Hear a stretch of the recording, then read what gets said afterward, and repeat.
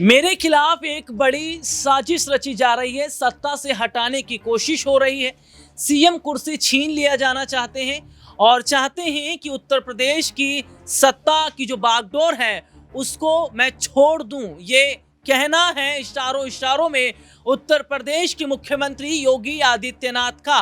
और उत्तर प्रदेश के मुख्यमंत्री योगी आदित्यनाथ ने यूपी विधानसभा में ये बात कहकर और इसको पक्का कर दिया है कि वाकई उनके खिलाफ एक बड़ी साजिश रची जा रही है। लेकिन साजिशकर्ता कौन है और साजिश रचने वाले कौन है? कौन है जो नहीं चाहता कि उत्तर प्रदेश के मुख्यमंत्री योगी आदित्यनाथ सीएम से पीएम तक का सफर तय करें? कौन है जो नहीं चाहता उत्तर प्रदेश के मुख्यमंत्री योगी आदित्यनाथ अभी फिलहाल सीएम पद पर बने रहें? इन तमाम सवालों पर आज हम बात करेंगे। साथ ही साथ ये भी बात करेंगे कि क्या अब हालात जिस तरीके के बन रहे हैं उसे देखकर ये कहा जाए कि उत्तर प्रदेश के मुख्यमंत्री योगी आदित्यनाथ अब सत्ता छोड़ ही देंगे। नमस्कार, मैं हूं राहुल शर्मा। आप देख रहे हैं हमारा खास प्रोग्राम जिसमें हम बात कर रहे हैं उस सियासी सफर की, जो सियासी सफर तय किया उत्तर प्रदेश के मुख्यमंत्री योगी आदित्यनाथ ने। योगी आदित्यनाथ जिन्हें पता भी नहीं था कि अचानक उन्हें मुख्यमंत्री चेहरे के लिए खड़ा कर दिया जाएगा। इतने लंबे वक्त से उत्तर प्रदेश में बागडोर संभाल रहे प्रदेश के मुख्यमंत्री योगी आदित्यनाथ के खिलाफ अब साजिश रची जा रही है और साजिश रचने वाला कोई दूसरा नहीं बल्कि अपने ही है। वो कहावत कही जाती है, जिस थाली में खाया उसी में छेद किए। और ऐसे में अगर देखा जाए तो जिस तरीके से माना जा रहा है कि जो छेद करने वाले हैं वो बाहरी नहीं है, ये भारतीय जनता पार्टी के अपने ही लोग हैं। ये नहीं चाहते कि योगी आदित्यनाथ प्रधानमंत्री बने, क्योंकि मोटा भाई के लिए एक बड़ा और स्पेशल तोहफा तैयार दिल्ली में किया जा रहा है। और ये तोहफा कौन तैयार कर रहा है और कौन उन्हें आने वाले वक्त में प्रधानमंत्री की कुर्सी पर बिठाना चाहता है, इसको समझना जरूरी है।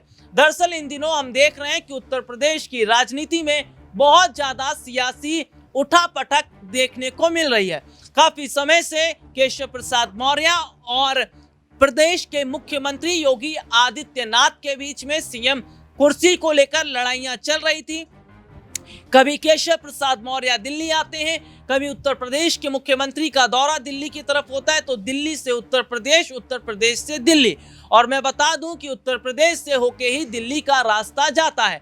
और ऐसे में सबसे बड़ी और अहम बात जो है वो ये दिखाई दे रही है कि उत्तर प्रदेश के मुख्यमंत्री योगी आदित्यनाथ ने जब बड़ी सभा में ये कह दिया कि सत्ता का लालची नहीं हूं, पद चाहिए होता तो मठ में मिल जाता और सत्ता के लिए नहीं जी रहा, जनता की सेवा करने के लिए आया हूं, अगर मन होगा तो सत्ता छोड़ दिया जाएगा, ये बात निकल कर सामने आई है। तो सीधे सीधे यूपी विधानसभा में यह कहकर योगी आदित्यनाथ ने उन तमाम विरोधियों के मुंह पर ताला लगा दिया जो ये सोच रहे थे कि योगी आदित्यनाथ सत्ता के लिए बैठे हैं। योगी आदित्यनाथ बहुत पहले से कह चुके हैं कि झोला उठाऊंगा और चला जाऊंगा, मैं सन्यासी हूं, मुझे पैसों का लालच नहीं, मुझे पद का लालच नहीं। तो यहाँ पर ये बात ये जो दिल्ली तक पहुंची है, ऐसे में ये बात दिखाई दे रही है कि योगी आदित्यनाथ ने जहां बीजेपी के उन तमाम बड़े बड़े नेताओं का, चलिए नेताओं का नाम डिस्क्लोज कर लेते हैं कि कौन है वो बड़े बड़े दिग्गज जिन्होंने योगी आदित्यनाथ के खिलाफ साजिश रची। योगी आदित्यनाथ को सत्ता से हटाने की कोशिश की जा रही है और साजिशकर्ता कोई और नहीं, बड़े चेहरे उनमें हैं जिनमें पहला बड़ा नाम प्रधानमंत्री नरेंद्र मोदी का आता है। दूसरा बड़े चेहरे जो हैं वो हैं गृह मंत्री अमित शाह और तीसरे बड़े चेहरे जो है वो जेपी नड्डा। ये तीन बड़े चेहरे बीजेपी के जो चाहते हैं कि योगी आदित्यनाथ को सत्ता से हटाया जाए, अलग रखा जाए, क्योंकि योगी आदित्यनाथ को आने वाले वक्त में प्रधानमंत्री चेहरे के तौर पर देखा जा रहा है। देखिए, सबसे अहम और दिलचस्प बात यह है, उत्तर प्रदेश के मुख्यमंत्री योगी आदित्यनाथ की एक तस्वीर जो सामने आती है, जो वीडियो सामने आता है, उस वीडियो में साफ तौर पर देखा जा रहा है कि योगी आदित्यनाथ बीजेपी के तमाम बड़े बड़े नेताओं के साथ खड़े हैं, लेकिन वो ना तो हाथ जोड़ते हैं प्रधानमंत्री नरेंद्र मोदी के लिए, ना अमित शाह के लिए। राजनाथ सिंह का हाथ जोड़कर अभिवादन करते। तो ऐसे में देखा जा रहा है कि भले ही पीएम मोदी और योगी आदित्यनाथ के बीच खिंची दीवार को, तलवार को छुपाने की कोशिश की जा रही है, लेकिन तस्वीरें झूठ नहीं बोलती। और ऐसे में जो बात दिखाई दे रही है वो ये भी है कि क्या योगी आदित्यनाथ अब सीएम पद छोड़ने वाले हैं, और क्या अगर जिम्मेदारी केशव प्रसाद मौर्य को दे दी जाती है तो उसका उत्तर प्रदेश में क्या फर्क पड़ेगा। लेकिन समझिएगा कि ऐसे कुर्सी नहीं छोड़ी जाती, क्योंकि इसमें बड़े बड़े रोल नेताओं के होते हैं, बैक सपोर्ट रहता है, और इसमें सबसे बड़ा सपोर्ट आरएसएस का है।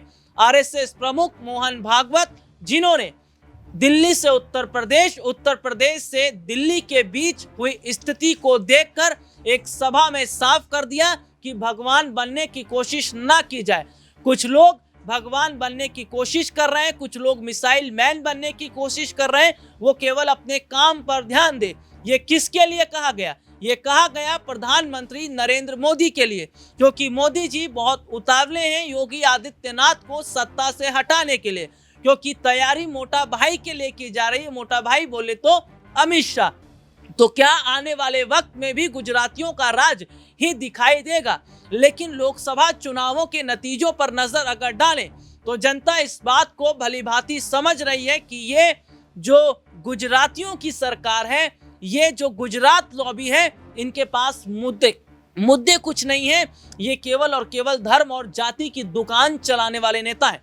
धर्म और जाति की दुकान चलाने वाले इन बड़े बड़े नेताओं की दुकानें अब बंद हो रही हैं, क्योंकि जनता इनसे अलग विपक्षी पार्टियों पर फोकस कर रही है। लेकिन समझिएगा कि कैसे दिल्ली की सत्ता भी अब संभालना मोदी जी के लिए बहुत ज्यादा परेशानी खड़ा कर रहा है, क्योंकि संसद में जो हम इन दिनों देख रहे हैं वो ये जाहिर तौर पर बता रहा है कि क्या विपक्ष अब मोदी सरकार पर पूरी तरीके से हावी हो चुका है। और क्या अगर बात कर लें राहुल गांधी या मैं अखिलेश यादव का जिक्र कर लूं, तो क्या इनके सवाल का जवाब देना अब बीजेपी के लिए भारी पड़ता नजर आ रहा है, क्योंकि मौजूदा समय में यही देखा जा रहा है कि किसी सवाल का जवाब बीजेपी के सांसदों के पास नहीं है। और तो और ये तक देखा जा रहा है कि जब राहुल गांधी तमाम कई बड़े सवाल सरकार से पूछ लेते हैं तो बीजेपी का प्रमुख हथियार ईडी और सीबीआई, उसको आगे रखकर चलने की तैयारी अब की जा रही है। तो क्या ईडी सीबीआई का डर दिखाकर राहुल गांधी को रोकने की कोशिश या तैयारी हो रही है? और अगर हो रही है तो क्या ये माना जाए कि वाकई अब कहीं ना कहीं विपक्ष अब मजबूत पोजीशन में आया है? क्योंकि भारतीय जनता पार्टी की पूरी टीम यानी कि आईटी सेल को भी जोड़ लिया जाए तो आज केवल वो जिक्र गांधी परिवार का या राहुल गांधी या अखिलेश यादव का जिक्र करते हैं।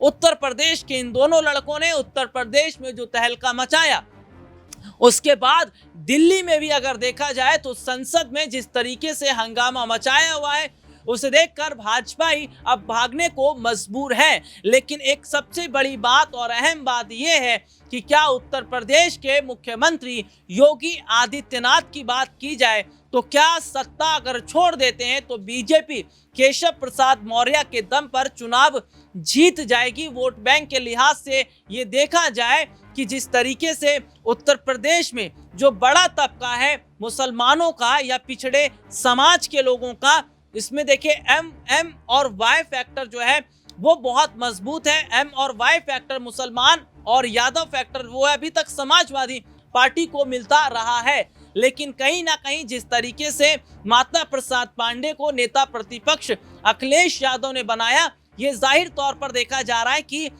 समाजवादी पार्टी इस तमाम बीजेपी के अंदर जो खटपट है उसका फायदा उठाना चाह रही है और न सिर्फ यूपी का उपचुनाव जीतने की तैयारी कर रही है बल्कि लोकसभा चुनाव, बल्कि उत्तर प्रदेश का विधानसभा चुनाव भी वो कवर करने की कोशिश कर रही है। तो क्या बीजेपी की ये तमाम बड़ी गलतियां अब बीजेपी पर भारी तो पड़ेंगी, लेकिन विपक्ष क्या इन तमाम गलतियों का फायदा उठाते हुए उत्तर प्रदेश के साथ साथ दिल्ली में भी बड़ा राज हासिल कर लेगा? ये एक बड़ा सवाल रहेगा। आज के लिए इतना ही, आपसे फिर दोबारा मुलाकात होगी, तब तक के लिए इजाजत दीजिए, नमस्कार।